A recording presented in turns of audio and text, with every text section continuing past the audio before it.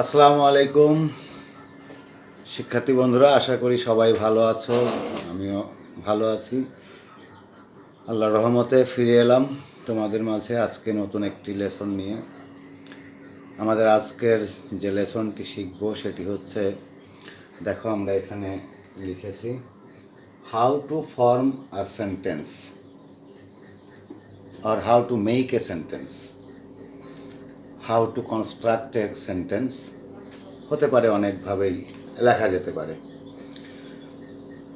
কিন্তু এই how to make a sentence বা হাউ টু ফর্ম এ সেন্টেন্সের শেষে আমি আরেকটি শব্দ ব্যবহার করব, সেটা অ্যাডভার্ব, সেটা হচ্ছে সিকুয়েন্টলি।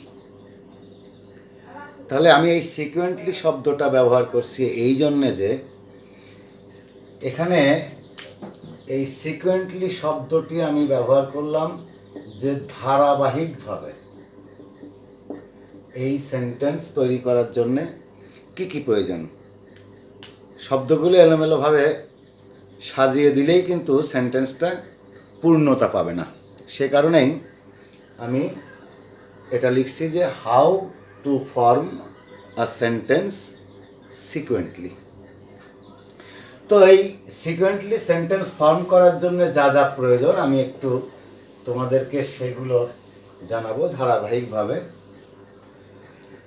তো আমাদের সেন্টেন্সের শুরুতেই যেটা ব্যবহার করতে হবে, at the very beginning for making a sentence we have to use who. Who, then what does,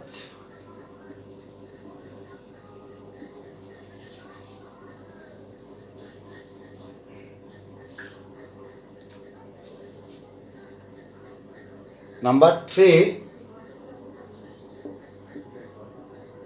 whom. Number 4, what. Number 5,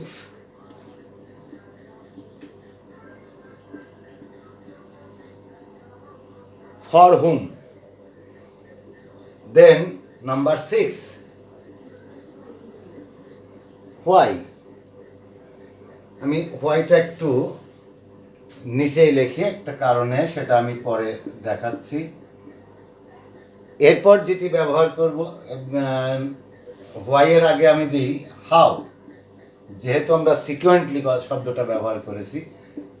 তারপরে দেব why, then where, and last one is when. আমরা এই শব্দগুলোর এইগুলো যে WH যুক্ত প্রশ্নবোধক শব্দ, ইন্টারোগেটিভ ওয়ার্ড, এই ইন্টারোগেটিভ ওয়ার্ডগুলো দ্বারা প্রশ্ন করব, প্রশ্ন করে যা পাবো তাই এইভাবে সিরিয়ালি বসিয়ে যাব। যদি এর মধ্যে একটা না পাই প্রশ্ন করে তার উত্তর সিরিয়ালি, তাহলে সেটা বাদ যাবে, সেটা বসবে না।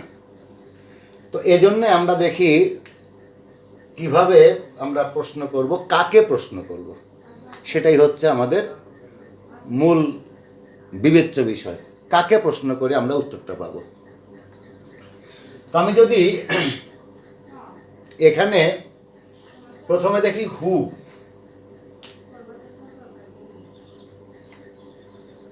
এর অর্থ হচ্ছে কে বা কারা। অর্থাৎ আমি বাংলা বাক্য থেকে যেহেতু ইংরেজি করব, we have to translate in English from Bangla.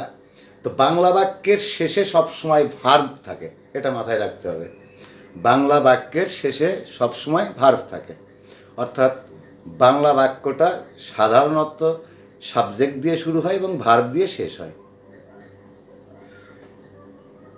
ইংরেজিতে যদি আমি দেখি ওই ভার্বটাকে প্রশ্ন করি হু দিয়ে। যেমন আমি যদি বলি তুমি আমাকে একটি কলম দিয়েছো, তাহলে দিয়েছো দেওয়া, এই যে লাস্ট যে ওয়ার্ডটা ছিল সেটা ছিল দিয়েছো, দেওয়া। এই দেওয়াটা গিভ, গিভটা ভার্ব। এখন যদি আমরা প্রশ্ন করি যে হু গিভ বা হু গেভ, কে দিয়েছে, আলটিমেটলি উত্তরটা আসবে you. So you is a subject in the sentence. তার মানে আমরা বলছি হু দিয়ে প্রশ্ন করে যে উত্তরটা পাবো সেটা হবে সাবজেক্ট। তাহলে সাবজেক্ট প্রশ্নটা আমরা এইটা পেয়ে গেলাম কোত্থেকে? ভার্বকে হু দ্বারা প্রশ্ন করে যে উত্তরটা পাবো সেটা। এখন এই সাবজেক্টের যে ভার্ব, এই ভার্বটা কাকে প্রশ্ন করব? সেটার উত্তর হচ্ছে আমি এই সাবজেক্টটাকে প্রশ্ন করব, এই যে লিখেছি হোয়াট ডাজ, অর্থাৎ what does the subject do. Subject কি করে? That is verb. এখন তাহলে এটা আমরা পেলাম ভার্ব হবে। নেক্সট যেটা হুম, আমরা হুম দিয়ে প্রশ্ন করব। এখন বাকি যেগুলো আছে সবগুলো ইন্টারোগেটিভ দ্বারা আমরা প্রশ্ন করব শুধু ভার্বকে, আর কোনো কিছুকে না, শুধু ভার্বকে প্রশ্ন করব হুম দ্বারা। তাহলে হুম মানে কাকে বা কাদেরকে।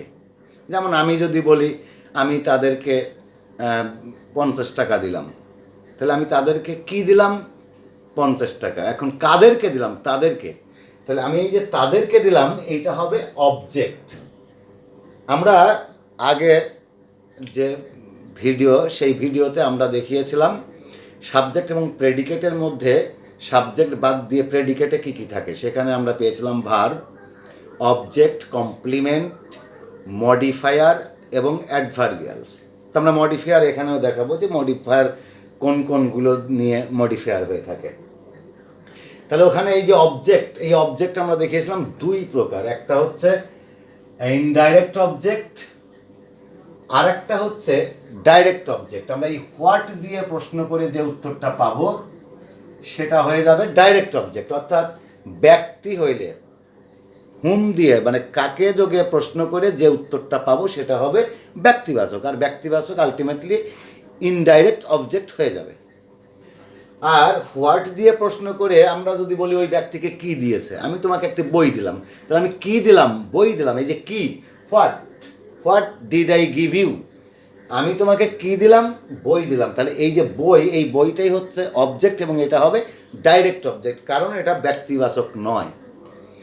তো বন্ধুরা আমরা দেখলাম যে বস্তুবাচক হইলে সেটা হয় ডাইরেক্ট অবজেক্ট, আর ব্যক্তিবাচক হইলে হবে ইনডাইরেক্ট অবজেক্ট। আমরা এইগুলো অ্যানালিসিস করার পরেই আমরা সেন্টেন্স দিব। সেন্টেন্স থেকে এই সূত্র ব্যবহার করেই আমরা তার উত্তরগুলো খুঁজে বের করার চেষ্টা করব বন্ধুরা। তো ঠিক আছে, দেখি এখন বলা হচ্ছে যে ফর হুম, কার জন্যে। এখন কার জন্যে, যেমন আমি একটি বই কিনলাম, এখন হতে পারে যে বইটি কার জন্যে কিনলাম। I bought a book for my son or for you, তোমার জন্যে। তাহলে এই যে তোমার জন্যে, কার জন্যে, এই আমি হোয়াট, এই যে হোয়াটটারই যে উত্তর কি কিনলাম সেটা কিনলাম কার জন্যে, সেই উত্তরটাই কিন্তু আমরা এখানে পেয়ে যাব। ফর হুম, কার জন্যে। এবারে দেওয়া আছে হাউ, অর্থাৎ এই যে বইটা সে কিনলো কিভাবে। যেমন আমি যদি বলতাম যে আই বট এ বুক, আমি একটা বই কিনলাম, এখানে বলা হলো যে 100 টাকা দিয়ে বা 150 টাকা দিয়ে। এই যে 150 টাকা, এই যে কিভাবে, তার উত্তরটা এইভাবে। যেমন আরও হতে পারে আমি বাসযোগে ঢাকা গেলাম, তাহলে আমি কিভাবে ঢাকাতে গিয়েছিলাম? বাসযোগে। সে আমেরিকা গেল কিসে? বিমান যোগে, তাহলে বিমান যোগে, ওখানে বাই এয়ার। তো এরকম আর কি, কিভাবে কোনো কাজ সম্পন্ন হয় সেইটা, মানে সে এটা কিনলো কিভাবে, এই যে হোয়াট ডাজ, কিভাবে, কিভাবে এটা করে, তার উত্তর। তাহলে এইটা হয়ে যাবে হাউ, হাউ এর উত্তর। এবার হোয়াই, এটা কেন কিনলো। এখন আমি যদি বলি আমি কিনলাম তোমার জন্যে, অর্থাৎ তোমাকে দেওয়ার জন্যে। I bought a book to give you, আমি তোমাকে দেওয়ার জন্য একটা বই কিনলাম। তাহলে এই যে হোয়াই, হোয়াই প্রশ্নের উত্তরটা চলে আসবে সেখানে। তাহলে আমরা হোয়াই পেলাম। এবারে হোয়ার, অর্থাৎ যেমন আমি যদি বলি যে তিনি কোথায় থাকেন, হি লিভস ইন ঢাকা, তিনি ঢাকাতে থাকেন। এখন যদি প্রশ্ন করি যে এমনও হতে পারে যে ঢাকা থেকে ফিরে আসলাম, আর কোথা থেকে, হি কেম ফ্রম ঢাকা। তাহলে কোথায় বা কোথা থেকে, হোয়ার, আমি এইটাকে আবার বলতে পারি ফ্রম হোয়ার। এই হোয়ারের পরিবর্তে যদি আমি এখানে ব্যবহার করি ফ্রম হোয়ার, তাহলেও হতে পারত। তাহলে এটা প্লেস নির্ধারণ করছে, তাহলে এইটা হচ্ছে প্লেস, আমরা প্লেস দেখব। আর হোয়াইটা হচ্ছে কি, কেন, অর্থাৎ সে বাজারে গেল ফর হোয়াট, কিসের জন্যে। তাহলে আমরা এটাকে আমরা বলতে পারি for what, why means for what, অর্থাৎ এইটা রিজন। আমরা আরও যদি বলি রিজন, কারণ, রিজনটা এখান থেকে পাওয়া যাবে। আর হাউটা হচ্ছে যে সে কাজটা কিভাবে করল, উইথ হোয়াট, উইথ, অর্থাৎ এটা উইথ বা বাই দিয়ে প্রশ্ন, বাই যোগে যেটা পাওয়া যাবে। হাউ দিয়ে যে প্রশ্ন, এই প্রশ্নের উত্তরটা আমরা পেয়ে যাব বাই অথবা উইথ যোগে। তো ঠিক আছে বন্ধুরা, শেষ যেটা রয়েছে সেটা হচ্ছে হোয়েন। এটা হচ্ছে টাইম, বাক্যের শেষে টাইম বসবে, অর্থাৎ হোয়েন। এইটা কিনেছিল গতকাল, আমি যদি বলি আমি গতকাল একটি বই কিনেছিলাম, তাহলে আমি এই যে বইটা কিনেছিলাম, কখন কিনেছিলাম, কবে কিনেছিলাম, বা লাস্ট ইয়ার আমি we made bus journey or plane journey last year or last week, last month. আমরা গত মাসে বা গত সপ্তাহে, গত বছরে আমরা বিমান ভ্রমণ করেছিলাম, বাস ভ্রমণ করেছিলাম, ট্রেন ভ্রমণ করেছিলাম। তো এই যে সময়টা নির্ধারণ করা হচ্ছে, এই সময়টাই হয়ে যাবে হোয়েন, টাইম। তাহলে আমরা দেখলাম যে হোয়েন মেনশনস আর denotes the time, when the situation happened, অবস্থাটা কখন ঘটেছিল সেরকম। তো এরকম এই প্রশ্নগুলো আমরা উত্তর পেয়ে যাব এখন। তার আগে আরেকটু কথা বলে নিই বন্ধুরা, আমরা গত যে ভিডিওতে দেখেছিলাম সাবজেক্ট প্রেডিকেটের মধ্যে একটা অপশন লিখেছিলাম, সেটা হচ্ছে মডিফায়ার। এই যে মডিফায়ার, এখন মডিফায়ার কোন কোন জিনিসগুলো নিয়ে বা কোন কোন প্রশ্নের উত্তর করলে সেই উত্তরগুলো সরাসরি মডিফায়ার হয়ে যায়। তো বন্ধুরা দেখো, আমি এখানে না লিখে এটা এখান থেকে শুরু করেছিলাম এই জন্যে যে এই যে হাউ, হোয়াই, হোয়ার, হোয়েন, এই চারটা শব্দ দিয়ে, এই চারটা প্রশ্নবোধক শব্দ দিয়ে যদি আমি কোনো প্রশ্ন করি এবং তার যে উত্তরটা পাওয়া যাবে সেইটাই হয়ে যাবে মডিফায়ার। তার মানে মডিফায়ার বলতে আমরা বোঝাচ্ছি কিভাবে, কেন, কোথায়, কখন। আবারও বলছি, কিভাবে, কেন, কোথায়, কখন, এই প্রশ্নগুলোর উত্তরে যা আসবে তাই হবে মডিফায়ার, অর্থাৎ সাবজেক্টকে মডিফাই করবে সে এই শব্দগুলো দ্বারা, ভার্বকে মডিফাই করবে। তো ঠিক আছে বন্ধুরা, আমরা এটা দেখলাম। এখন যদি আমি কিছু সেন্টেন্স তোমাদেরকে দিয়ে এর পজিশনগুলো এইভাবে দেখাতে চাই, তাহলে কি লিখতে পারি। যেমন আমি ধরে নিই যে তোমার বাবা আগামীকাল বইমেলা থেকে ইংরেজি শেখার জন্য 500 টাকা দিয়ে একটি ইংরেজি ব্যাকরণ বই কিনবেন। তাহলে এটা বাংলাটা যদি আমি এখানে লিখি তাহলে কি হয়,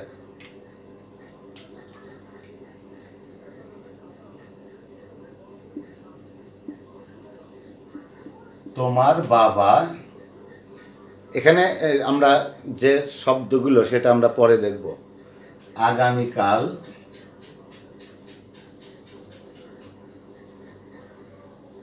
আগামীকাল বইমেলা থেকে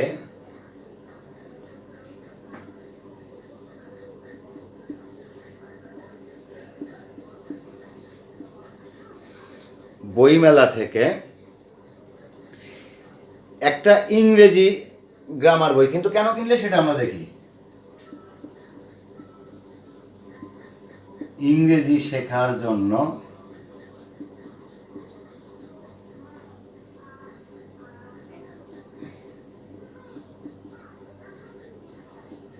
500 টাকা দিয়ে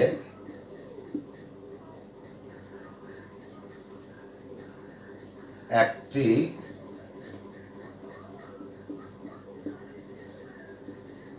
ইংরেজি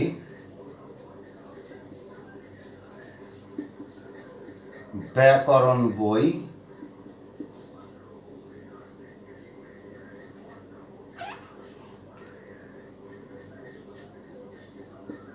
কিনবে। তাহলে আমরা এই যে এখানে বাংলাটা লিখলাম, তবে আরেকটি কথা এখানে খুবই ভালোভাবে আমাদেরকে স্মরণে রাখতে হবে, সেটা হচ্ছে যে এই যে এখানে এতগুলো শব্দ আমরা লিখলাম, এই শব্দগুলোর কিন্তু প্রত্যেকটা একা একা বসে না। এখানে কোন কোন শব্দ মিলিয়ে একসাথে বসবে সেটাও কিন্তু আমরা একটা ধরে নেব, এটা কিন্তু আমাদের মাথায় রাখতে হবে। যেমন আমি যদি বলি এখানে তোমার বাবা, এটা হচ্ছে একটা একক শব্দ হয়ে যাবে। যেমন এখানে আছে আগামীকাল, এখানে রয়েছে বইমেলা থেকে, আর কি রয়েছে ইংরেজি শেখার জন্য, 500 টাকা দিয়ে একটি ইংরেজি ব্যাকরণ বই আর কিনবে। তাহলে আমরা দেখলাম এখানে কয়টা শব্দ হলো, 1 2 3 4 5 6 7, এই 7টা শব্দ আমরা এখানে পেয়েছি। আমি শুরুতেই বলেছিলাম যে বাংলা বাক্যে যে শব্দগুলো থাকবে সেই শব্দগুলো সবই কিন্তু এই স্ট্রাকচার অনুযায়ী সিরিয়ালি আসবে না, নাও আসতে পারে, আবার সবগুলো আসতেও পারে, 2টা 3টা আসতে পারে। আমরা সাধারণত সাবজেক্ট ভার্ব অবজেক্টের ব্যবহার সবাই জানি, সে যেমন সে ভাত খায়, সাবজেক্ট ভার্ব অবজেক্ট আছে, কিন্তু পরের যে মডিফায়ারগুলো ব্যবহার করা, এই মডিফায়ার ব্যবহার করা কিন্তু খুবই টাফ, এবং মডিফায়ারগুলো যেখানে যেখানে যত্রতত্র একটা ব্যবহার করে দিলেই সেটা কিন্তু একটা অ্যাপ্রোপ্রিয়েট অর সুইটেবল সেন্টেন্স তৈরি হবে না। সেই জন্য আমরা বলছি যে how to form a sentence sequentially with the given words. তাহলে আমরা এখন বন্ধুরা এটা আমি ডিলিট করছি, তোমরা অবশ্যই খাতা লিখেছো এবং সেখান থেকে আমরা এর প্রশ্ন করব এক এক করে, আর উত্তরগুলো সাজানোর চেষ্টা করব কিভাবে সেন্টেন্সটা পাওয়া যায়। এই বাংলা থেকে আমরা কিভাবে ইংরেজি বাক্যটা তৈরি করব ধারাবাহিকভাবে। তো আমরা দেখে নিই বন্ধুরা, সেখানে আমি আগেই বলেছিলাম যে একেবারে শেষে যে শব্দটা থাকবে এই শব্দটাই হবে ভার্ব। তাহলে আমরা এই ভার্বকে প্রশ্ন করব। At first we have to ask the verb with হু। এই যে কিনবে, হু উইল বাই, কে কিনবে, এই প্রশ্নের উত্তর। তাহলে কে কিনবে, হু, কে কিনবে, এর উত্তরে রয়েছে তোমার বাবা। তাহলে এই তোমার বাবাই এখানে সাবজেক্ট, প্রথমে যে সাবজেক্টের কাজ করছে সেটা হচ্ছে হু প্রশ্নের উত্তর। আমরা এখানে প্রথমেই লিখেছিলাম হু, সেই হু প্রশ্নের উত্তর কিন্তু আমরা এখানে পেয়ে গেছি। তাহলে কি, তোমার বাবা। এখন বন্ধুরা আমরা এই তোমার বাবা এর ইংরেজিটা কি সেটা বসাবো। Will use the English form of তোমার বাবা। এখন এর ইংলিশ ফর্মটা কি, ইয়োর ফাদার। তো আমরা লিখি ইয়োর ফাদার।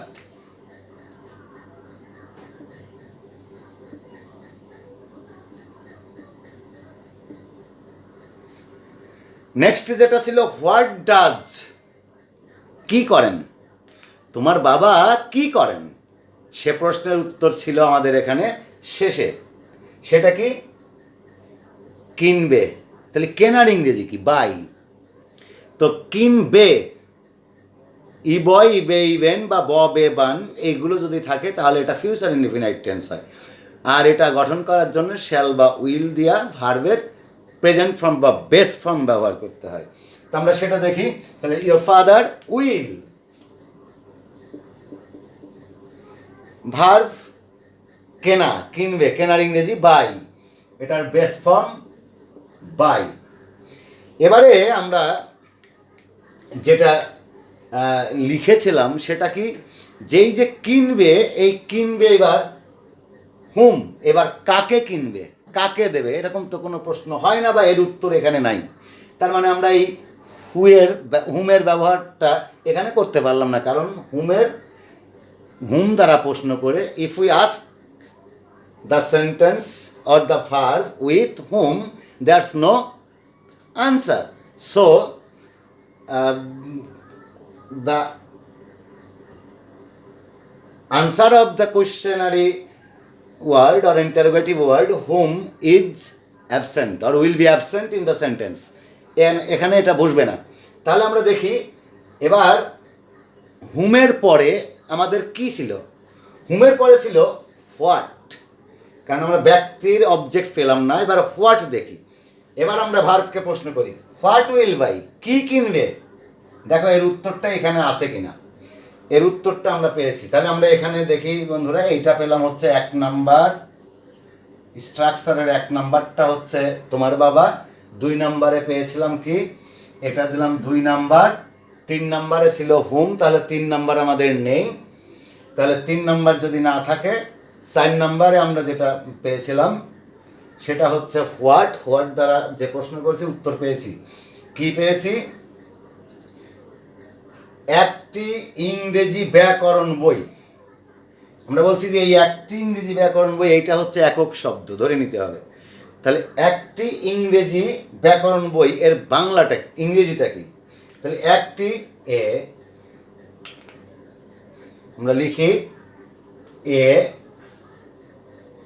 কিন্তু এ হবে না এখন, আমরা এন, মানে এ এবং এন এই দুইটাই একটি বোঝায়। তাহলে যেহেতু আমরা এখানে ইংরেজি এর ইংরেজি হচ্ছে ইংলিশ, তাহলে ইংলিশ ভাওয়েল দ্বারা শুরু হয়েছে বন্ধুরা, সেই জন্যে তার আগে এন বসবে। এন ইংলিশ, এন ইংলিশ ব্যাকরণ বই, গ্রামার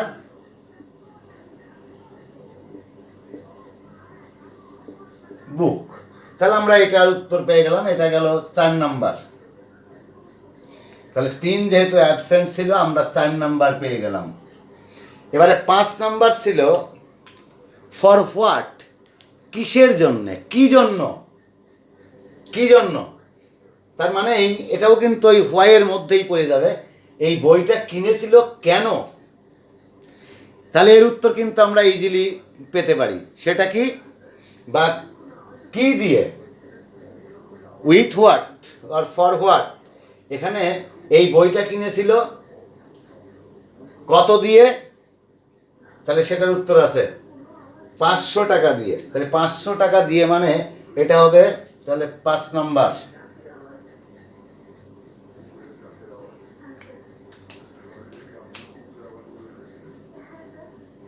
এটা 5-1, 5-এর 1 উইথ হোয়াট, কি দ্বারা। তাহলে এটার উত্তর পেলাম এখানে উইথ কত টাকা?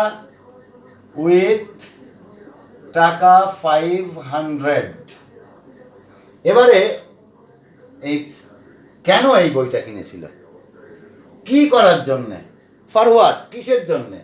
দেখো এখানে আছে 5-2, সেটা হচ্ছে ইংরেজি শেখার জন্য। তাহলে ইংরেজি শেখার জন্য, জন্য 2, আমরা এখানে 2 ব্যবহার করব ইনফিনিটিভ। তাহলে কেন 2? শেখার জন্য, শেখার জন্য, শেখার ইংরেজি লার্ন। তাহলে টু লার্ন কি, ইংরেজি, টু লার্ন ইংলিশ।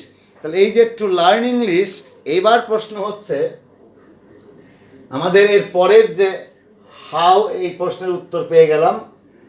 সেটা হচ্ছে হাউ, কিভাবে কিনেছিল, 500 টাকা দিয়ে। কেন কিনেছিল, টু লার্ন ইংলিশ। এবারে যদি প্রশ্ন করি যে কোথায় বা কোথা থেকে কিনেছিল, এর উত্তর কিন্তু এখানে রয়েছে। সেটা কি, সেটার উত্তর রয়েছে। সেটা কি দেখো, আমরা দেখি এখানে কোথা থেকে, আগামীকাল বই মেলা থেকে। তাহলে বই মেলা থেকে সে কিনেছিল, তাই না? এখন এই যে বই মেলা থেকে, এর ইংরেজি কি, ফ্রম, থেকে। মনে রাখবে প্রিপজিশনটা আগে আসবে, তারপরেই ওই নাউনটা বসবে। তাহলে ফ্রম কোথা থেকে, এ বুক ফেয়ার। এখানে কোন বই মেলা থেকে সেটা কিন্তু নির্দিষ্ট করে দেয়নি, সেই জন্য আমরা এ বুক ফেয়ার ব্যবহার করেছি। তাহলে ফ্রম আ বুক ফেয়ার, বই মেলা থেকে। তাহলে আমরা এটারও এখানে কোথা থেকে সেই স্থান প্লেসটা পেয়ে গেলাম। এবারে শেষ যে প্রশ্ন ছিল সেটা হচ্ছে হোয়েন। হোয়েন অর্থাৎ এই বইটা সে কবে কিনবে, কবে? তাই তার উত্তরটা ছিল আগামীকাল, টুমরো।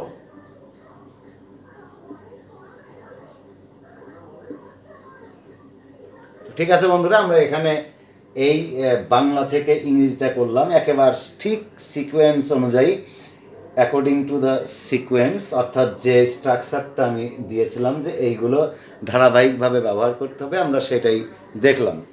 এখন এটা একটু আসলে বড়ই হয়ে গেছে সেন্টেন্স। এবার আমি একটু ছোট সেন্টেন্স দিয়ে তোমাদের দেখাই, তোমাদের যাতে আরো বোঝার সুবিধা হয়।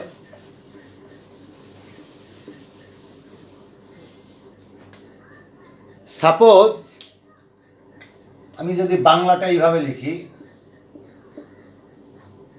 তুমি 2005 সালের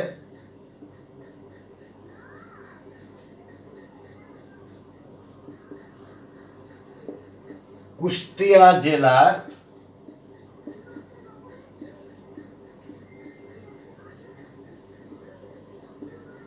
খোকসাতে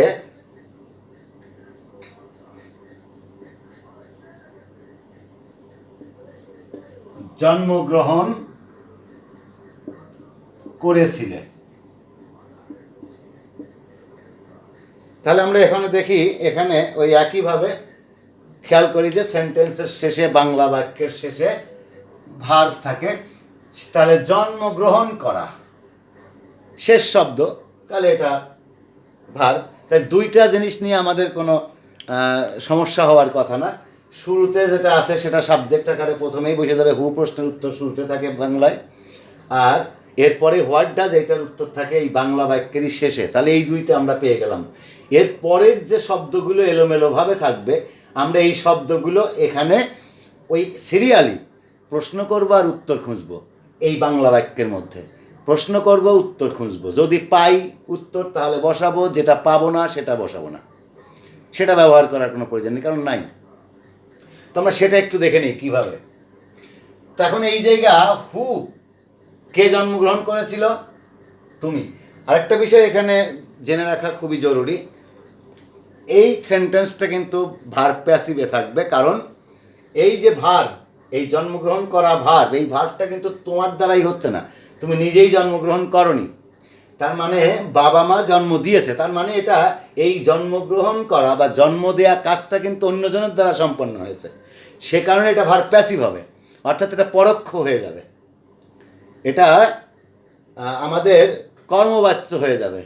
তো সেখানে আমরা এটা লিখি এবার, কে জন্মগ্রহণ করেছিল? ইউ, তুমি, তোমার ইংরেজি হচ্ছে ইউ। আমি একটু আগেই বললাম যে এটা ভার্ব প্যাসিভ হবে, তাহলে জন্মগ্রহণ করেছিল পাস্ট টেন্স, এর অক্সিলিয়ারি ভার্ব হচ্ছে ওয়াজ অথবা ওয়ার, প্যাসিভ অক্সিলিয়ারি। তাহলে ইউ ওয়ার, জন্মগ্রহণ করা, বর্ন। তাহলে আমরা এই ভার্বটা পেয়ে গেলাম। আমরা এখানে এই সাবজেক্ট পেলাম, এটা যেটা হু দিয়ে প্রশ্ন করে আমরা বলছিলাম যে উত্তর পাবো, সেটা হবে সাবজেক্ট, ওয়ার বর্ন, এটা হচ্ছে ভার্ব। এরপরে 3 নম্বরে আমাদের ছিল হুম, কাকে। এখানে কিন্তু কাকে, দেখো কাকে জন্মগ্রহণ করেছিলে তার উত্তরটা এই জায়গায় নেই, তাহলে ওটা আমাদের বাদ। এবার পরের যে প্রশ্নটা ছিল সেটা ছিল কি, হোয়াট, কি জন্মগ্রহণ করেছিল, তাও এখানে নেই। এরপর আমরা প্রশ্ন করি যে ফর হুম, কার জন্যে জন্মগ্রহণ করেছিল, তাও নেই, তাহলে সেটাও আমাদের দরকার নেই। পরে আছে কিভাবে জন্মগ্রহণ করেছিল, সেটার উত্তর এই বাক্যে নেই, তাহলে এটা প্রয়োজন নেই। এরপর ছিল হোয়াই, কেন জন্মগ্রহণ করেছিল, তাও নেই, সে জন্মগ্রহণ করেছিল মানব জাতিকে সভ্য করার জন্য, তা আছে নাকি? নাই। এখানে হতে পারতো যে তুমি 2005 সালে কুষ্টিয়া জেলার খোকসাতে খোকসাতে কুষ্টিয়ার সভ্যতার উন্নয়নের জন্য উন্নয়নকল্পে জন্মগ্রহণ করেছিলে, তাহলে সেটাও নাই এখানে। কেন? সেই প্রশ্নের উত্তর নাই। যদি প্রশ্ন করা হয় হোয়ার, অবশ্যই উত্তর রয়েছে। হোয়ার প্রশ্নের উত্তর হচ্ছে কুষ্টিয়া জেলার খোকসাতে। এই জায়গা বন্ধুরা খেয়াল করতে হবে, দুইটা জায়গা রয়েছে, একটা হচ্ছে কুষ্টিয়া আর একটা হচ্ছে খোকসা। তো দুইটা জায়গা, একটা বড় জায়গা একটা ছোট জায়গায় বলা যাচ্ছে কুষ্টিয়া জেলার, তার মানে এই জেলার অধীনে আছে, আন্ডার কুষ্টিয়া, অর্থাৎ এই খোকসা ইজ আন্ডার কুষ্টিয়া, খোকসা হচ্ছে কুষ্টিয়ার অধীনে। তাহলে এই জায়গা আমরা যেহেতু কুষ্টিয়ার অধীনে রয়েছে, আর সহজ করে যদি বলি,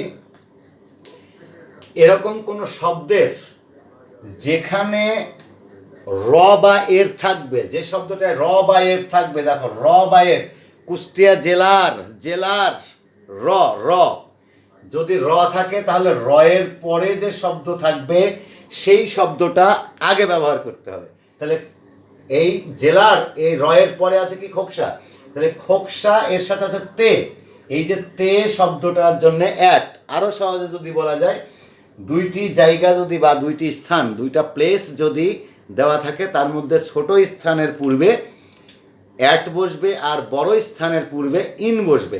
আমরা যখন অ্যাট এবং ইনের ব্যবহার দেখিয়েছি প্রিপজিশনে, সেখানে এটা বুঝিয়েছিলাম, একটু দেখে নিও ভিডিওটা, আরও ভালো হবে।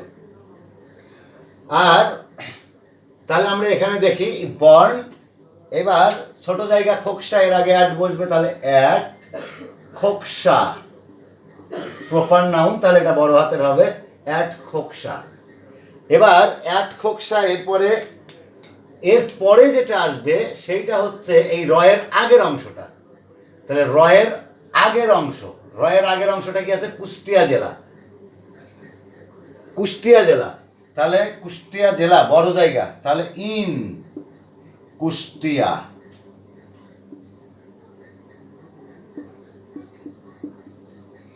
In Kushtia.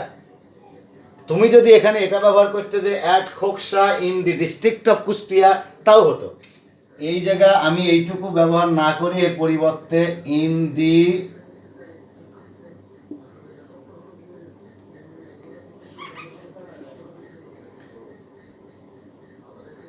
The district of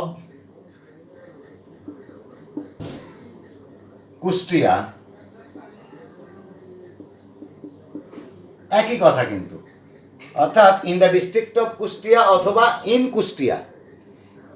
সর্বশেষ আমাদের যে প্রশ্নটা ছিল সেটা হচ্ছে হোয়েন, এই জন্মগ্রহণ করেছিল কখন।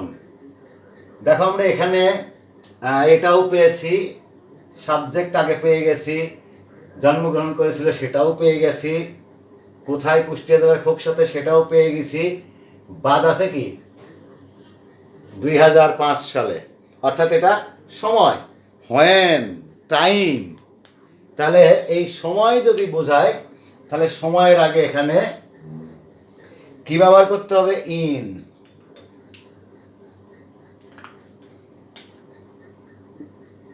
ইন 2005। এখন এই যে হয়ে গেল, সেন্টেন্সটা কমপ্লিট হয়ে গেল। এখন সময়ের আরও বিষয় আছে, যদি একেবারেই নির্দিষ্ট করে এইরকম সাল, যুগ, শতাব্দী এগুলো যদি না বুঝায়, একটা ফিক্সড 24 ঘন্টার মধ্যে উইদিন 24 আওয়ার্স এরকম সময় নির্দিষ্ট করে বোঝায়, তাহলে সেক্ষেত্রে অ্যাট বসে, যেমন অ্যাট 4 PM, 3 AM এরকম। আর যদি ডে থাকে সেটার ক্ষেত্রে বসবে হচ্ছে অন। তো এখানে ইয়ার আর যুগ এগুলো যদি থাকে তাহলে আমরা সেক্ষেত্রে ইন ব্যবহার করব, তাহলে আমরা ইন ব্যবহার করেছি। তো বন্ধুরা, এই ছিল মোটামুটি আমাদের আজকের যে সেন্টেন্সের ফরমেশন, সেই সেন্টেন্সটা কিভাবে করা যাবে আমি তোমাদের এর পরবর্তী ক্লাসে আরও স্পষ্ট করে দেখাবো, কিভাবে সেন্টেন্সটার একটা স্ট্রাকচার দিয়ে দেবো। এখানে যেমন আমি এই কী দ্বারা প্রশ্ন করে উত্তর পাওয়া যায় সেগুলো দেখালাম, আমি আগামী ক্লাসে সরাসরি স্ট্রাকচার দিয়ে দেবো। সেই স্ট্রাকচারটা ব্যবহার করলেই তোমরা এর উত্তর পেয়ে যাবে। এবং অতি সহজ একটা বড় বাংলা বাক্যকে কিভাবে সহজে উত্তর করা যাবে, একটা সেন্টেন্সের রূপ দেওয়া যাবে। আবার আমি আরও একটা দেখাবো, সেটা হচ্ছে যে একটা ছোট সেন্টেন্সকে তুমি কিভাবে বড় করবে, how to enlarge a small sentence, কিভাবে একটা ছোট বাক্যকে বড় করা যায়, আমরা সেরকম একটা ক্লাসে দেখাবো। তো ঠিক আছে, সবাই ভালো থাকো, সুন্দর থাকো, এবং অবশ্যই আমার সাথেই থাকবে। আমার এই চ্যানেলটি সাবস্ক্রাইব করো। আমার সাথে থাকলে আমার যখনই আসবে আমার ভিডিও তোমার হাতে পৌঁছে যাবে, এবং যখনই আমি ক্লাসটি নেব তোমরা অবশ্যই খাতা কলম নিয়ে সামনে বসে যাবে, প্রশ্নগুলো লিখবে। আমি এর পরে আর হয়তো একটা দুইটা ক্লাসের পরেই তোমাদের গ্রামাটিক্যাল অপশন নিয়ে চলে আসব, একেবারে সিকুয়েন্টলি, যেমন 6 to 8 একেবারে এই আর্টিকেলস থেকে শুরু আছে, আর্টিকেলস, প্রিপজিশন, সাবস্টিটিউশন টেবিল, এরকম সবগুলো আমি দেখাবো সিরিয়ালি। আবার 9-10-এর জন্য যেমন fill in the gap with clues, without clues, এরকম যে সিস্টেমগুলো রয়েছে আমি ওরকম দেখাবো আর দুইটা ক্লাসের পর থেকে। সুতরাং I hope you all will be always with me. Thank you very much.